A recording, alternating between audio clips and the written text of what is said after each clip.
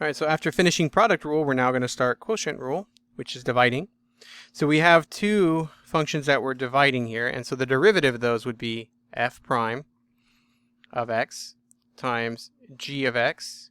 In this case, we put minus, and then g prime of x, f of x. So it's very similar. We're not done. There's still more to it, but you can see that this is very similar to the product rule. So it's f prime, derivative of the first, divided by times derivative of the denominator, and then we switch them. So now it's g prime f. But the change here is you're now going to put g of x squared.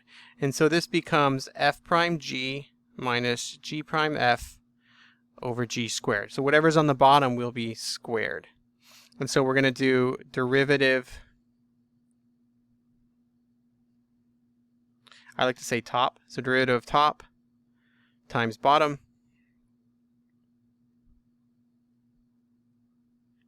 this case now it's minus derivative of bottom times top all over, and it's all everything. Everything is over this, so make sure that division line is all over bottom squared. All right, so let's try one. A nice simple one here. We're going to do the quotient rule, and then we're going to simplify it and take the derivative. So our top here, our f is equal to 4x to the 8. And so its derivative would be 32x, 32, not 3, 32x to the 7. And our denominator would be the g, so that's x cubed. So g prime is 3x squared. So it's going to start very similar. It's just the method I recommend to get used to it. Very similar to product rule, so that they're doing the same way. And then you always want to multiply the bottom one first. So that's where you're starting.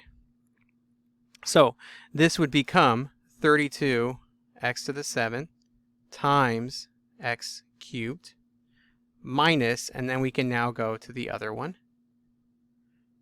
And then that would be 3x squared times 4x to the 8th. And then the whole thing divided by x cubed squared. And so now we can simplify it. So we get 32x to the 10 minus 12x to the 10 all over x to the 6, because we multiply those two. And then 32 take away 12 is 20. And then subtracting our exponents, we get 20x to the 4. And so that is our derivative. So the derivative of 4x to the 8 over x cubed is equal to 20x to the 4th. Now, we should have simplified first. That would have been the better way of doing it. But again, it's an intro to it to show you how everything works. So if we just simplify it first, you'll see I don't even need that much room. This would become 4x to the 5th. And then we take the derivative of that, and we get 20x to the 4th. And we're done. So it's always best to simplify first if you can. And you're done.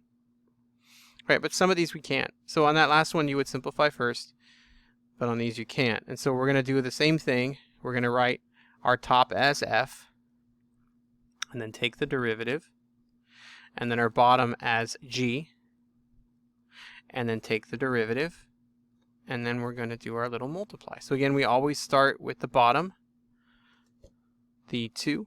Whatever you took the derivative of the first, that's the one that goes first, is the f prime. So whoever's on top, he has to go first. So the f prime has to go first. So our y prime would equal 2 times x plus 4 minus, and then now we move on to these two.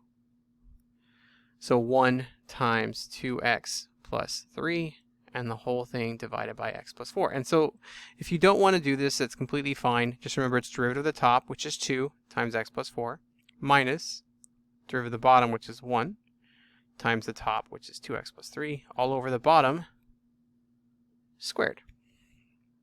All right, and then now we just have to simplify this. So our y prime equals 2x plus 8 minus 2x minus 3 all over, and you don't want to distribute that top bottom if you don't have to. I always leave it alone. And so on the top, the two x's are going to cancel. And we end up with 8 minus 3, which is 5, x plus 4 squared. And so there's your derivative. And you always want to rewrite it. Y prime equals 5 over x plus 4 squared. And that is our derivative. All right, let's do another example. Let's draw a line here. All right, so on this one, our f would be x squared. That's our top. And so its derivative would be 2x. And our bottom would be 4 plus x cubed. So its derivative, number 4 is 0 because it's a constant. So 3x squared. And then we're going to multiply these two. And then subtract the multiplication of those two all over. So our y prime becomes, why to the 1?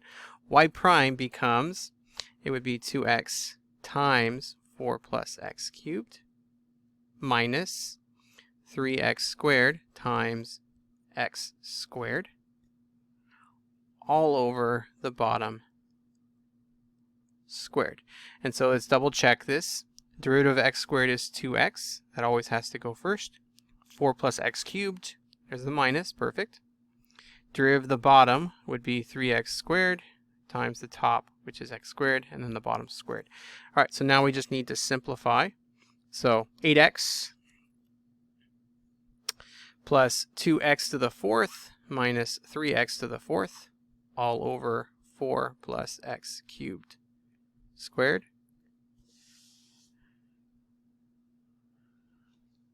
And then simplifying that, we get negative x to the 4th. And so I want to put the 8x first so I don't have to have a minus in front, a negative.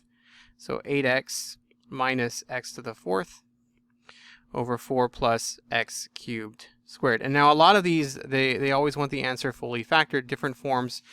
So you got to sometimes modify it. The top does have a common factor of x. So we get this. And then you could even keep going. This is x, and then 2 minus x, and then 4 plus 2x plus x squared, difference of cubes. So a lot of different forms there. And so this is derivatives. You can obviously just start here, but just to show that there are different forms, you can keep factoring if you want. All right, the last one is just something you have to notice. You would think, oh, I'm going to use quotient rule again, but no, there's only one term. You don't use quotient rule unless you really have to. And so on this one, it would be better to take your 3x squared and divide it by 2x squared minus 5x divided by 2x squared. And then rewrite them. Can you still use quotient rule? Yeah, this is 3/2 minus, and then we subtract. So 5/2 x to the 1 minus 2. So y equals 3/2. And the reason it's nice is we already know the derivative of 3/2 is going to be 0. All right, and so now we can just say y equals 3/2 minus 5/2 x to the negative 1. And so our derivative would be 0 plus 5/2 x to the negative 2. And then we just have to rewrite it. Y prime equals 5 over 2 x squared. And you're done. So yes, you can use the quotient rule, and you see you get exactly the same answer, so it becomes a preference. But to me, this is a lot simpler. If this seemed difficult for you, then yeah, quotient rule is a nice fallback. All right, thank you.